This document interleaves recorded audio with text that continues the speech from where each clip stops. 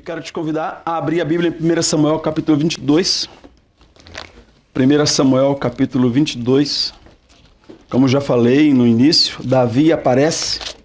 Nos voltamos para os Salmos de Davi e para as histórias de Davi.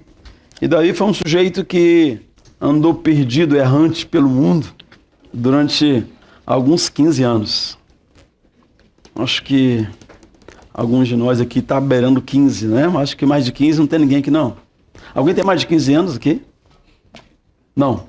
Pois bem. Tem alguns beirando 15 anos. Mas Davi ficou 15 anos rodando pelo mundo. Uma ancestral dele, de quem queremos falar também, Noemi, ficou 20 anos num outro país, sem ir em casa, nem pedir benção, não tinha Facebook, etc., não tinha essa coisa toda que a gente tem hoje, mas Deus é Deus do imigrante, queridos. Deus é Deus do imigrante. Eu quero compartilhar isso com você a partir do texto de 1 Samuel, capítulo 22, versículo de 1 a 5, diz assim: Davi fugiu da cidade de Gate e foi para a caverna de Adulão. Foi para onde? Caverna de Adulão. Eu não sei se era lugar secreto de oração antes, mas depois de Davi virou um lugar fantástico. Quando seus irmãos e família de seu pai souberam disso, foram até lá para encontrá-lo. Também juntaram-se a ele todos os que estavam em dificuldades, e os endividados e os descontentes. Ele se tornou o líder deles. Havia cerca de 400 homens com ele. De lá, fui para Mispá, em Moabe, e disse ao rei de Moabe: posso deixar meu pai e minha mãe virem para cá e ficarem contigo até que eu saiba o que Deus fará comigo? Assim ele os deixou com o rei de Moabe, e lá eles ficaram enquanto Davi permaneceu na fortaleza. Contudo, o profeta Gade disse a Davi: não fique na fortaleza, vá para Judá. Então Davi foi para a floresta de Herete. Aqui começa uma grande peregrinação, que ele foge para Gate, que já era a terra dos filisteus.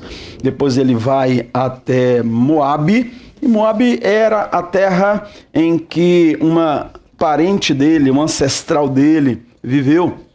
Ruth era moabita, e Ruth era nora de Noemi, e nessa linhagem, passando por Noemi, desvia lá com Ruth, que era moabita, agora passa por Davi. Nós chegamos depois a Jesus, nosso Salvador. O certo é que eu quero mostrar para vocês, compartilhar com vocês, o quanto que Deus se preocupa com a sua situação hoje, aqui, e como que Deus tem um plano para você hoje, aqui onde você está. Deus é Deus do imigrante. 1 Pedro capítulo 2 vai nos dizer o seguinte: amados, exorto-vos como a peregrinos e estrangeiros a vos absterdes das paixões da carne que batalham contra a alma.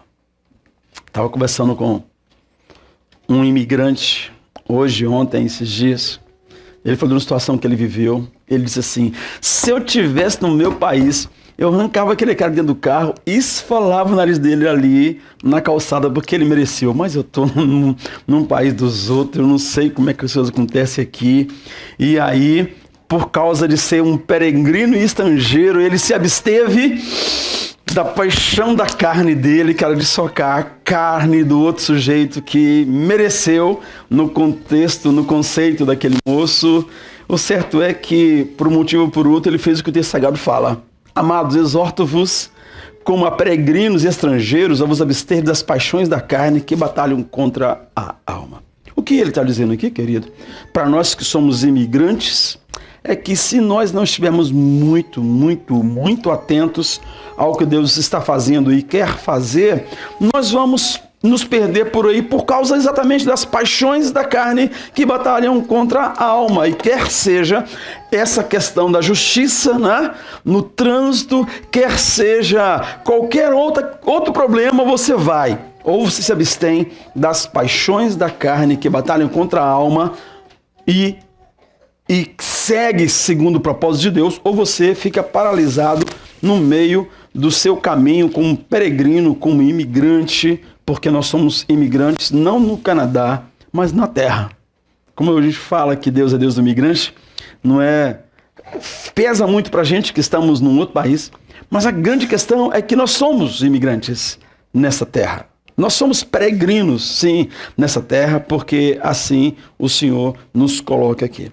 Eu vi uma frase nessa semana, acredito que foi com o material dos Judeus Internacionais, que fala de quem nós somos. Desses peregrinos. Eu gostei dessa definição. Nós somos gente ordinária, numa viagem extraordinária, aprendendo a amar e servir como Jesus. Porque não teve um peregrino, um imigrante, que mais se contextualizou com a terra onde veio, literalmente com a terra onde veio habitar, do que o Senhor Jesus. Então, é o que somos. Gente ordinária, não tem nada de melhor, de pior em nós. Por sermos cristãos, por sermos brasileiros, não tem nada de pior nem de melhor em nós. Somos exatamente gente ordinária. Mas nós somos colocados dentro de uma viagem extraordinária. E aí já faz uma diferença. Porque se você está dentro dessa viagem extraordinária, é porque alguém te pôs ali. O mérito é de quem te pôs, o mérito é do Senhor Jesus.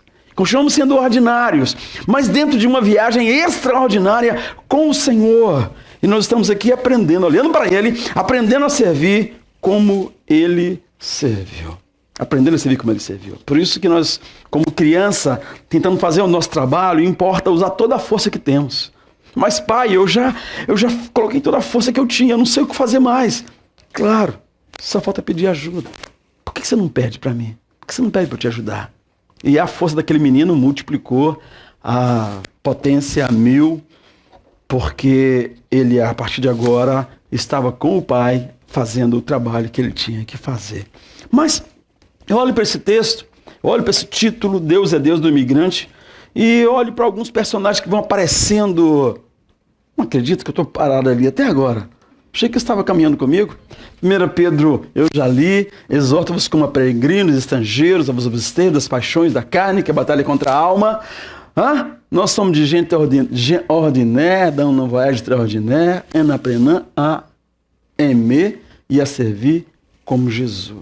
Pois bem. E aí eu olho para o texto de 1 Samuel e alguns personagens que já passaram por nós e eu pergunto o que nós temos em comum com Noemi, com Ruth, com Davi, Jesus e você. O que temos em comum, você e eu, com todas essas pessoas. Na terça-feira nós meditamos um pouco sobre Ruth, no livro de Ruth, e olhando para a vida de Noemi, que imigrante singular. E ela mostra para a gente uma coisa super interessante. A capacidade de sobreviver a orações não respondidas. Eu nunca vi alguém ter tantas orações não respondidas como aquela imigrante. Mas não é diferente na sua vida. Tem muita coisa que você queria arrancar do chão de hoje ou amanhã que não vai sair. Por vários motivos. E um dos motivos é esse. Você está aqui aprendendo como é que esse trem funciona. Como é que funciona o ar aqui, como é que já pode usar o pneu de verão a partir de ontem, e por que tinha que usar o bendito pneu de inverno, o raiva eles têm de trocar pneu lá no 15 de dezembro, agora adiantaram para o dia 1º de dezembro, nós estamos aprendendo tudo. E muitas orações não são respondidas, tipo assim, Senhor, faz o meu pneu de verão engrossar para o guarda não me multar. Essa oração não vai ser respondida. Você tem que ir lá e trocar o pneu. E aí, segundo ano, a gente já entende, já acostuma. Mas o primeiro ano, trocar pneu de inverno é um negócio que não faz sentido até a gente passar por algumas nevezinhas, né? Algumas tempestades de neve e falar, puxa vida, ainda bem que o pneu está aqui. Mas olha para Noemi, queridos. Quantas orações não respondidas na vida daquela mulher? Seu país passava por um problema, por uma seca. Ela era de Belém. Lá, Belém, Efrata, a casa do pão, lá onde Jesus nasceu. Passava por uma seca e ela tinha marido e 2 filhos, 2 adolescentes, tementes a Deus. Oraram para que acontecesse alguma coisa e nada aconteceu, parecido com alguns problemas nossos lá na nossa terra, né? E aí eles decidiram partir para um outro país. E partiram para Moabe. E chegando lá, a grande preocupação daquela mulher é: eu não quero que meus 2 filhos se casem com mulheres dessa terra. Porque fortemente a fé que ela aprendeu, desenvolveu. O que aconteceu? Ela orou, e os meninos se casaram com moabitas. Se casaram com Orfa e com Ruth. Aí depois o tempo passou e o marido dela adoeceu e ela começou a orar: Senhor, meu marido morreu. Outra oração não respondida. E agora a casa está vazia. Ela fala: Senhor, me dá netos aqui, porque pelo menos vai encher a casa. E aí as mulheres não tiveram filhos. E aí os meninos desenvolveram, talvez, o texto não fala disso, desenvolveram a mesma doença do pai e começaram a dar sinais que morreriam. E ela orou, com certeza, e colocou as noras para orar, e a oração não foi respondida. E os filhos daquela senhora morreram também. E passaram 20 anos de imigração. E aí ela volta para casa. E agora Ruth, que é imigrante. Ruth vem. Eu vejo em Noemi aqui essa escolha, e olho para a vida dela e eu pergunto para você e para mim, o que aprendemos? Aprendemos que a imigração não é fácil. Não é fácil. Para você, para mim, para Davi, para Noemi, para ninguém. Agora Ruth, lá vem Ruth. Mais fácil, mais nova. Já conhecia um pouco da língua que a Noemi não sabia na ida, ela já sabia na volta, porque havia se casado com um cidadão daquela terra, tinha a sogra ao lado dela, mas não foi fácil a vida daquela menina. Não foi fácil, ela sofreu discriminação de tudo que é tipo, ela sofreu o risco de abuso sexual, e Deus interviu de maneira seríssima ali, porque ela falou: você está ficando doida de estar aqui sozinha, se alguém te acha que não sou eu, você não tinha mais a alegria que você está tendo agora, a tranquilidade de trabalhar que você está tendo agora. Aquela mulher sofreu muito ali no retorno, e aí Deus abençoou, mexeu com tudo, mas aí você fala assim: mas que história é essa de Noemi, pastor? Que você está me falando então que a vida é assim tão terrível? Não, querido. Depois de 20 anos, ela percebeu que Deus estava no controle o tempo inteiro. Que apesar de todas as orações não respondidas, Deus estava presente na vida dela, abençoando, sustentando. O marido cumpriu o tempo dele e Deus levou, os filhos também. E tudo que aconteceu, ela entendeu depois. Ela viu depois a mão de Deus, um agir de Deus, um mover de Deus. E ela sabia que o tempo que ela esteve lá em Moabe, ela glorificou a Deus. Ela ensinou, no mínimo, a 2 mulheres. Uma voltou com ela e a outra seguiu missionário naquela terra. E que só existe um Deus. E nós vemos Ruth fazendo um juramento com aquela mulher, sem saber de nada: eu vou imigrar com você, eu vou fazer o que você fez, porque eu sei que Deus é Deus que cuida de você. Apesar do meu marido ter morrido, meu sogro também, apesar de nada ter aparentemente dado certo aqui, mas eu vi Deus cuidar de você, então eu vou embora com você. Eu quero esse Deus comigo, para mim, eu quero estar num lugar secreto com esse Deus. E ela vem com a sogra. E por causa disso, anos depois, Davi nasce de uma geração de terceira, quarta linha, porque ele tinha os irmãos bem mais velhos que ele, já guerreiros, já homens feitos. Ele era menino ainda dentro de casa. E eu vejo Ruth, Noemi, então, com essa, nos ensinando que Deus é consolador nas lutas. Eu vejo Ruth nos ensinando que a confiança é tão importante. Eu vejo Davi como esse menino que está aprendendo de Deus, e ele vai ter que aprender de Deus também na imigração. Ele vai para Moabe, terra que a sua ancestral vivera há algum tempo, e vamos levar aos ensinos de Jesus. Jesus sabia por que ele veio, tinha propósito na vida dele. Consolo, confiança, aprendizado, propósito. Mas você? Você como imigrante, o que temos em comum com essa turma aqui? É que todos somos imigrantes. E todos nós já sabemos que não é fácil. Eu não sei quem chegou aqui ontem. Ana chegou tem 3 meses, talvez ainda está achando que está muito fácil isso aqui, né? Mas nada é fácil na vida, na realidade, né? Mas é assim quando a gente está chegando, se aproximando, e tudo é tão mais tranquilo. Mas, querido, como imigrantes, consolo em Deus, confiança em Deus, aprendizado com Deus, propósito. Coloca para você uma palavra aí, nessa coisa em comum com Jesus, o grande imigrante que desceu dos céus, que deixou os céus para estar comigo e com você. Davi, imigrando para Moabe, terra de Ruth, sua ancestral, Eu vejo na vida deles aqui algumas sugestões que vão nos levar a Jesus. Davi estava na caverna de Adulão e de repente alguns segredos ficam tão públicos que a família dele soube que ele estava lá e foram para lá. Daqui a pouco 400 homens descontentes, endividados, problemáticos, procurados pela justiça, sem lugar de morar, foram parar aonde? Na caverna de Adulão, junto com Davi. E ele que estava tentando se esconder agora, não dava para esconder, dá para esconder, os meninos brincam de esconder aqui em cima, porque eles são alguns meninos brincando, né? Mas se fosse 400 meninos aqui, não dava para brincar de esconder aqui em cima, tinha que brincar no bairro, esconder em Rosimão inteira, não dava para ser aqui. E era mais ou menos isso, uma coisa muito interessante. Mas a única aliança que Noemi fez, de verdade, a aliança que Noemi fez lá em Moabe, foi com as suas noras. E a aliança que Davi faz aqui, com aqueles homens, eram homens que, apesar dos problemas que tinham, eram gente discipulável. Era gente que estava pronta a ser ensinada. Era gente que teve 1000 problemas na vida, mas estavam abertos a receberem algo novo de Deus e sabiam que Davi tinha. Davi tornou-se líder desses homens.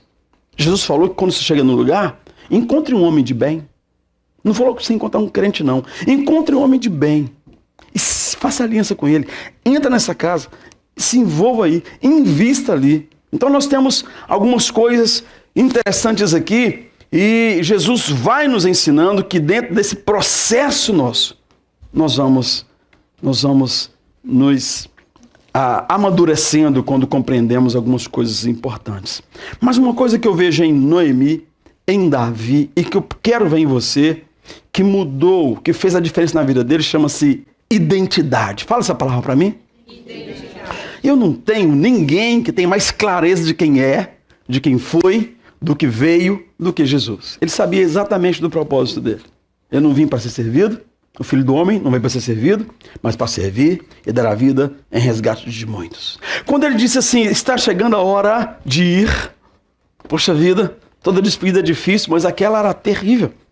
Era muito difícil para qualquer um deles, e inclusive para Judas, entender por que Jesus tinha que ir para a cruz.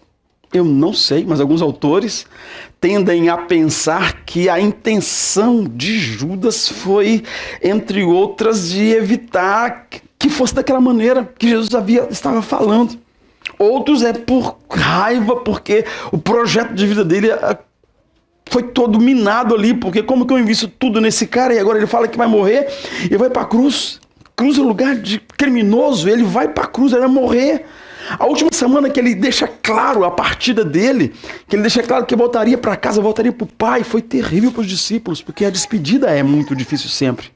Mas então, o Senhor Jesus é o sujeito que tem mais clareza de quem ele era.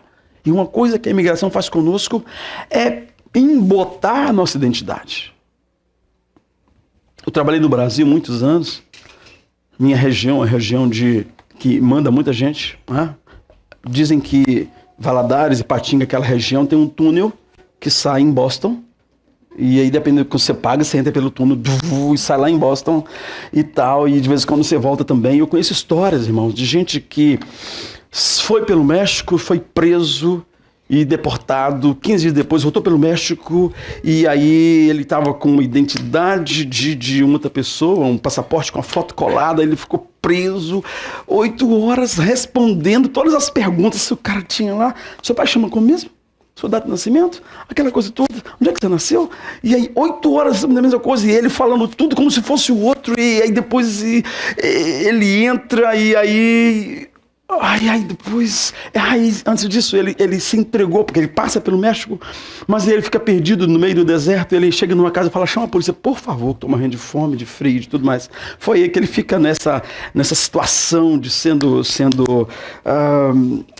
o tempo inteiro interrogado, e aí 20 anos depois tá lá fazendo alguma coisa. Mas outros voltam, e quando voltam, esse sujeito não é mais quem ele era quando saiu. Os amigos dele cresceram, a vida mudou, muita gente morreu e ele nunca foi cidadão de cá, nunca mais será cidadão de lá. E a imigração faz isso, quebra a nossa identidade. Jesus nunca permitiu que a identidade dele fosse tocada. Ele era o Filho de Deus, ele era o Cordeiro de Deus que tira o pecado do mundo, ele veio para morrer em nosso lugar. Ele foi às últimas consequências, exatamente porque ele não perdeu a sua identidade. E Davi tem pra gente a mesma coisa. Davi, quando chega para lutar com o gigante Golias, a diferença de Davi e dos outros era a identidade. E Davi tinha uma maneira de olhar para o outro e descobrir quem o outro era, que era fantástica. Davi olha para aquele feioso, um cara de 3 metros de altura não pode ser bonito. Né? Assim, 1,60 m é fácil, mas 3 metros de altura não dá para ser bonito. É desengonçado, é uma coisa enorme. A armadura daquele sujeito era uma cena, e ele era agressivo, irritante, ele era sem educação, ele era blasfemo, ele era terrível. E Davi, um menino que sabia quem era, um menino que tinha identidade no seu Deus. E Davi chega, olha para aquele cara daquele tamanho, o que Davi vê?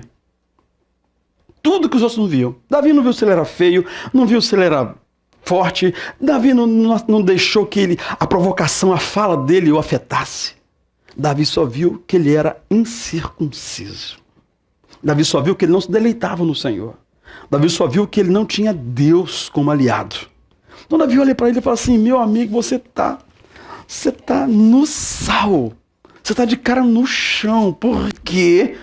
Porque você está provocando não a mim, não a esse exército, mas o Senhor dos exércitos. Você já falou demais. Você vem a mim com espadas e lanças, mas eu vou a ti em nome do Senhor dos exércitos.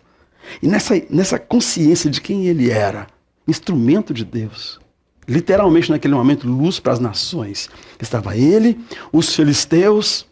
E se fosse hoje, e tinha lá um representante, tinha lá o similar, se fosse hoje, teria a CNN, a Globo News, teria tudo que é jornal em volta, filmando, e aquela fala de Davi seria repetida centenas de vezes, mas a fala do gigante seria repetida 1 milhão de vezes, antes do final da batalha. Antes do final da batalha. A fala do gigante: eu vou pegar você, eu vou picotar você, jogar pros corvos.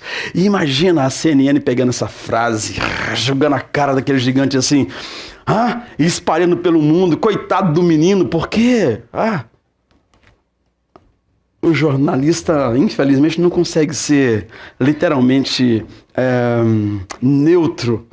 É óbvio, nem os irmãos de Davi torciam por ele, nem o rei que o mandou. O rei mandou para distrair o gigante, porque nem o rei acreditava. Mas ele disse: eu vou contra ti em nome do Senhor dos Exércitos. Você sabe o fim da história. Aquele moço tinha consciência de Deus. E aquela mulher tinha também a sua identidade em Deus. Porque todo o sofrimento que ela passou, todas as perdas que ela teve, toda oração não respondida, ela se manteve de pé por causa dessa identidade dela. Nada mudou a história dela. Então, tem 3 coisas que eu quero chamar você a atenção. A primeira é a identidade. Você, o que te identifica? O que define quem você é? Deus. Onde na lista de definições, na sua praticar quem você é, onde Deus aparece? Onde que o fato de ser servo de Deus aparece? Porque isso vai definir toda a sua história. Vai fazer você sumir como fumaça, ou você vai prevalecer no meio dos problemas. Ou você vai ser pisado pelos gigantes, ou fugir deles, como fez Saul, os irmãos de Davi, ou você vai vencer o gigante. Depende da sua identidade. Essa é uma das coisas que eu queria que você pensasse nessa noite, para a glória do Senhor. Davi, queridos, entre vários lugares que passou, focando em Moabe, no texto que nós lemos, Davi foge. Ele estava fugindo de Saul, estava fugindo do rei Saul, o rei do seu país. Ele era literalmente um refugiado ali em Moabe, em Gate, onde ele passou, refugiado, e isso o rei podia ir atrás, ia atrás e punia quem o protegia, quem o recebia. Ele fez isso, matou 80 sacerdotes que receberam Davi, uma noite apenas. Davi passa por ali no templo, pega a espada que era dele, come o pão ali e vai embora. 80 sacerdotes foram mortos. Porque Davi passou por ali, porque dera a atenção a Davi. Mas aquele sujeito tinha a identidade muito clara. E quando ele foi ungido rei de Israel, irmãos, ele teve que esperar mais 15 a 20 anos para começar a reinar lá em Jerusalém, quando se deveria acontecer imediatamente a unção dele, mas ele quieto, espera no Senhor, aprendendo com o Senhor, buscando intimidade com Deus, porque ele sabia realmente que ele era um homem de Deus, separado por Deus. E a Bíblia o chama de homem segundo o coração de Deus, não é porque ele pecou mais ou menos, porque nós somos, eu e você, seres ordinários. Mas ele sabia que estava dentro de uma viagem extraordinária e ele estava ali aprendendo a servir o seu Deus. A primeira questão é identidade. Imigrante tem que ter identidade. A segunda questão, olhando para Davi, é a motivação. Porque o que Davi foi fazer lá em Moabe, a princípio, foi guardar a sua família. Ele estava na caverna de Adulão, seu lugar secreto, só ele, 400 homens e a família, perdeu a característica de esconderijo, de lugar secreto, e Jesus passa por isso várias vezes. Jesus várias vezes chama os discípulos para um lugar secreto para orar. Quando chega lá, aparece 3.000 criaturas atrás dele. O que ele faz? Ele cuida delas. Ele as ama. Ele olhou e viu que era como ovelha sem pastor. Então ele começou a ensinar-lhes, dizendo muitas coisas. Esses homens com as suas identidades focadas, arraigadas em Deus, vão mudar a sua história e a minha história. E a motivação? O que Davi foi fazer lá em Moabe? Ele foi levar os seus pais. Ele pega a família dele. Davi estava fugindo. Ele tinha razão, motivo para se esconder. Ele estava sendo caçado e seria morto. Deus interferiu várias vezes, os salmos mostram isso. A alma de Davi adorando ao Senhor, porque foi liberto aqui, porque foi liberto ali. E quando parecia que era tudo certo, agora acabou, agora eu volto, demorou mais anos e anos e anos. A história dele é parecida com a história de Noemi. A diferença é que Noemi não escreveu os salmos das angústias dela, da amargura dela. Se escrevesse, seriam lindos como os de Davi. Davi lá deitado, olhando para a estrela, com uma pele em cima dele, e ele adorando o Senhor, falando: Senhor, quando é que eu vou voltar lá no templo? Senhor, quando é que eu vou conseguir ver acontecer os projetos que o Senhor falou no meu coração que vão acontecer? E eu creio neles. Que Davi passa ali muitos anos, mas ele gostava de escrever, de cantar, ensinava para os meninos os cânticos. Mas Davi foi essa primeira ou segunda imigração dele aqui. O texto fala que os seus pais foram encontrá-lo e também juntaram-se a eles esses homens que estavam em dificuldades, endividados, descontentes. Ele se tornou o líder deles e havia cerca de 400 homens com ele. De lá, ele foi a Mispa em Moabe e disse ao rei de Moabe: eu posso deixar meu pai e minha mãe virem para cá e ficarem contigo até que eu saiba o que Deus fará comigo? Então essa preocupação, a motivação que eu quero tirar disso aqui é que a nossa motivação tem que ser clara, porque as lutas são grandes. E quando a motivação, o propósito, a intenção é clara, facilita a sua vida. Então ele tira a família daqui, leva para lá, porque ele sabia que seria difícil aquele pedaço. Seria muito difícil para os pais estarem lá. Imagina, 2 velhos, um lugar que não sabia a língua, o costume era diferente, não conhecia ninguém. Davi já conhecia, já era amigo do rei, mas eles não conheciam. Mas aí ele deixou com o rei de Moabe e lá ficaram enquanto Davi permaneceu na fortaleza. É uma outra história para contar, mas aí veio o profeta e disse: não fique na fortaleza, sai daqui, porque o seu lugar secreto não é mais secreto. Querido, Quem estava perseguindo Davi era um homem chamado Saul. E a diferença entre Saul e Davi é que Davi amava a Deus. E Saul tinha medo de Deus. O temor que Saul tinha era diferente. Saul tinha mais medo da sua reputação ser arranhada, ser manchada. E reputação é aquilo que os outros falam de você. E Davi estava desenvolvendo exatamente o seu caráter com Deus. Caráter é a maneira que Deus te vê. Deus te vê por dentro. Reputação é a fantasia que você faz. É a máscara que você usa. É a foto que você põe no Face. É aquela coisa que você faz acontecer, todo mundo pensa que você está muito bem, muito feliz, muito tranquilo. No Canadá, em Montreal, ganhando dinheiro. Pra lá, aquele carrão que você mostra e tal, aquele negócio fantástico. Reputação. E quando não dá mais, a gente tem vergonha de mudar para uma casa menor, de trocar o carro, de fazer isso, de fazer aquilo. Porque era isso que motivava Saul.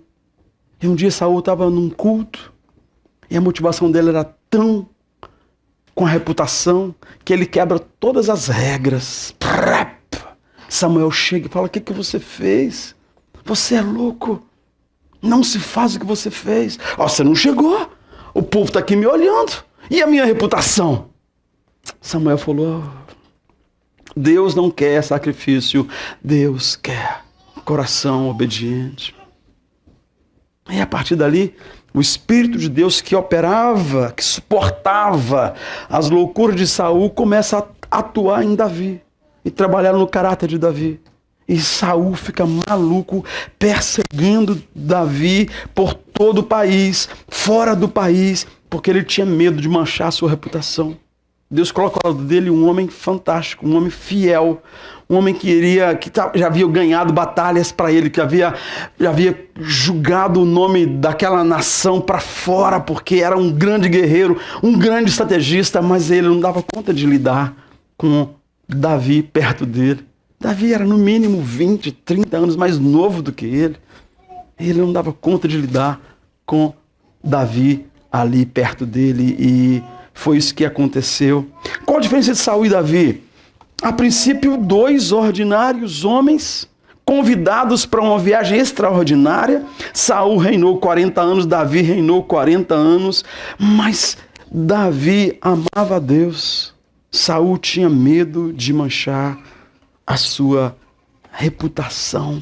Isso fez uma grande diferença entre eles. E aí tem um segredo que Davi desenvolve aí no trabalhar o seu caráter, que nós já falamos disso. Ele se deleitava em Deus.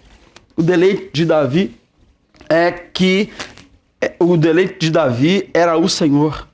E aí tudo que ele perdeu naqueles 15 anos de imigração, correndo para lá e para cá, e quanto que nós perdemos, irmãos?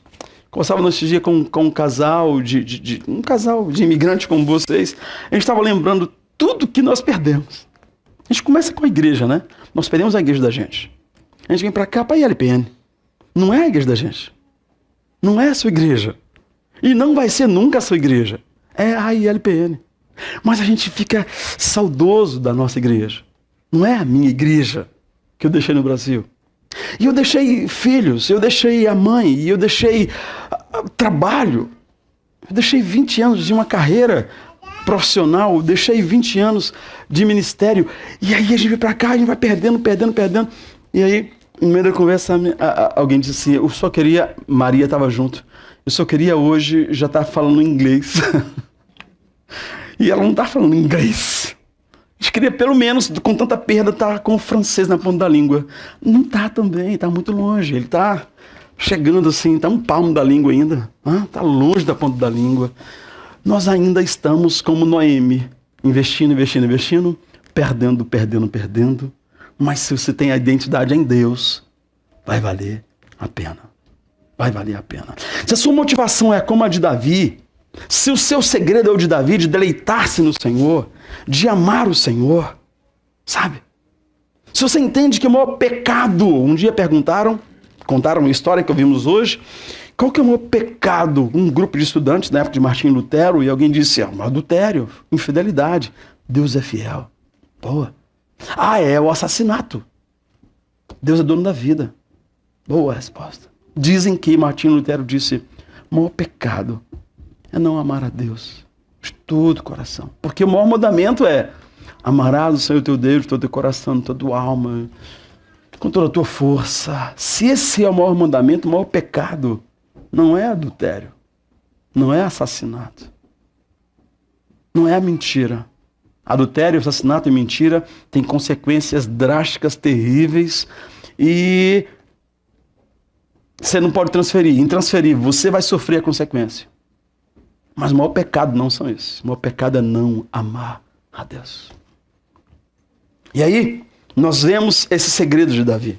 Lá no texto de 2 Crônicas, 1 Crônicas 16, fale da sua glória às nações, um salmo de Davi. Fale de sua glória às nações, contem aos povos o que ele fez. É a nossa função aqui, não é como ILPN, contar às nações o que Deus fez. Então esse homem com essa identidade, que tinha essa motivação, que o diferenciava de todos os homens. E a terceira coisa, a primeira identidade, a segunda é motivação, e a terceira é a quem nós nos associamos. A quem nós nos associamos. Já lembrei a vocês que Noemi se associou a duas mulheres a quem ela discipulou e cuidou delas e fez delas servas do Deus vivo. Uma voltou com ela e a outra foi ser missionária para lá. Mas Davi, queridos, Davi, ele atrai para si 400 homens com um perfil fantástico. Endividados, descontentes e com dificuldade. Sabe quem é esse perfil? É o perfil de gente que a igreja precisa de atrair. Só que se esse tanto de gente, se esse perfil entra na igreja e não tem um Davi para liderá-los, para cuidar deles, e você e eu não temos essa consciência do que estamos fazendo aqui nessa caverna, esse negócio vai virar uma zorra, literalmente falando. Mas quando esses homens entram descontentes, em dificuldade, endividados, e conhecem o Deus vivo, que você, que tem identidade e motivação certa, esse negócio vai ser fantástico. Nós seremos realmente igreja. Davi discipulou aqueles 400 homens, que vieram 400 guerreiros. E eu acho interessante isso. Qual a probabilidade de um homem envolvido com 400 homens com esse perfil manter a sua identidade? Integridade. 100%. Se a sua identidade está clara. 100% se a sua motivação é o Senhor, é algo que Deus lhe deu, o compromisso, a responsabilidade que Deus lhe deu. É 100%, querido, se a sua identidade está embasada no Senhor e Ele liderou aqueles homens. Eu acho lindo um dia que Davi aceitou a provocação, né? Um dia alguém fez o que fizeram com nosso irmão, entrou na vaga dele. Davi ia lá com o carro dele e aí o cara entrou na vaga dele. Davi teve a mesma emoção, mesmo sentimento que teve o nosso irmão que eu contei agora mesmo. Eu vou lá, eu vou arrancar aquele cara de lá.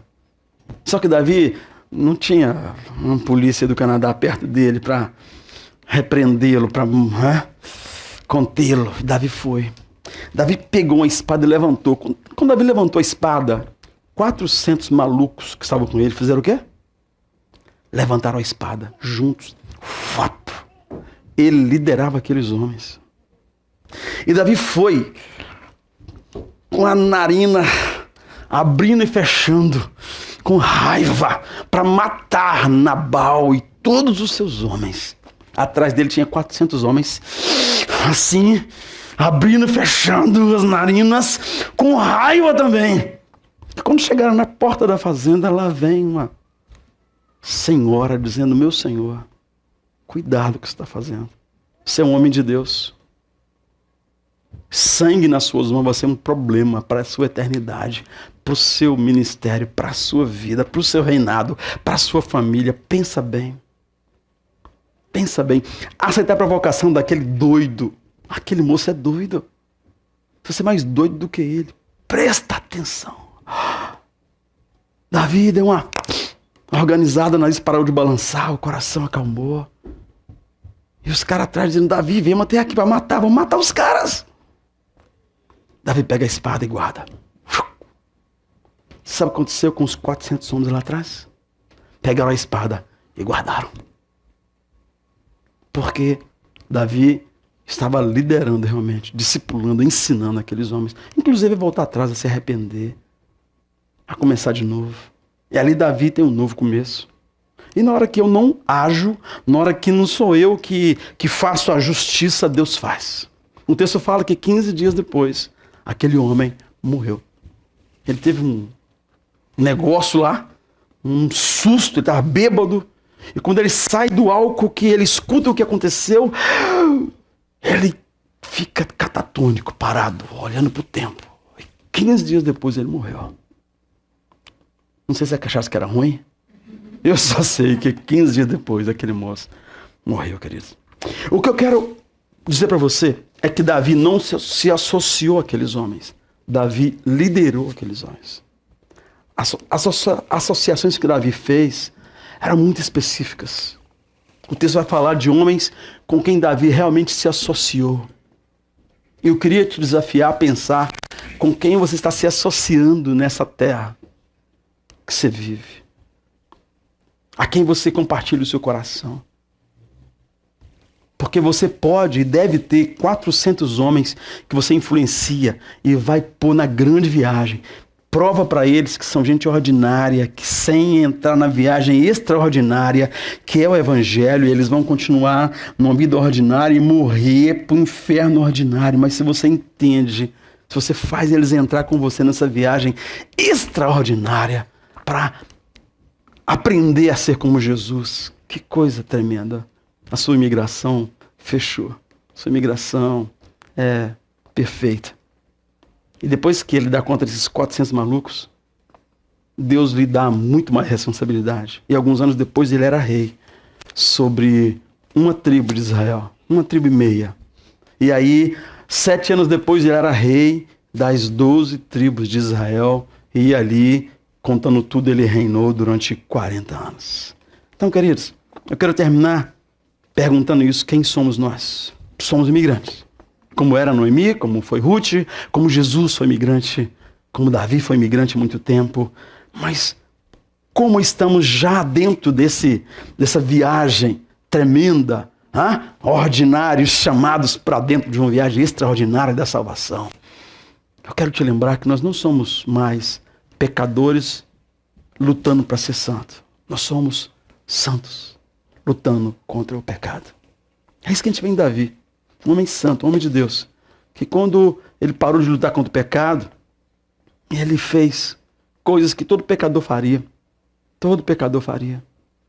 Quando a sua identidade deixa de estar focada no Senhor, quando ele desce da viagem extraordinária para viver uma vida ordinária, mas depois Deus o traz de volta e ele segue sendo esse homem santo lutando contra o pecado. Você e eu somos lavados no sangue de Jesus. Devemos ser lavados no sangue de Jesus, chamados para refletir a glória de Deus, a moral de Deus. O que Deus pensa tem que ser o que você pensa, o que eu penso. O que Deus deseja. O que Deus quer para esses 400 malucos que Ele vai colocar na sua caverna, na caverna de Adulão, no seu lugar secreto. Deus não quer uma vida de privacidade para você não, meu irmão. Sabe, agora eu posso, que coisa maravilhosa. Então fica você e os 2 meninos naquela casa que cabe 500, Deus vai pôr 500 lá, se você bobear, porque a caverna de Adulão é um lugar para Davi se esconder sozinho. De repente estava a família lá e mais 400 homens. Quer fazer a vontade de Deus? Saiba que vai ficar apertado o lugar que você está, porque Ele vai trazer gente para a sua vida, para você cuidar, para você abençoar. Então você tem que clarear a sua identidade, rever a sua motivação, o seu alvo e se associar a pessoas que vão te ajudar a cuidar desses 400 malucos que Deus vai te dar para abençoar. Porque você não é um pecador lutando para ser santo. Que vida difícil. Não, irmão, você é um santo. Jesus já conquistou na cruz por você. lutando e vencendo o pecado em nome de Jesus. Quem sou eu? Qual a minha motivação? Com quem que eu me associo? Vamos ficar de pé para a gente orar de novo.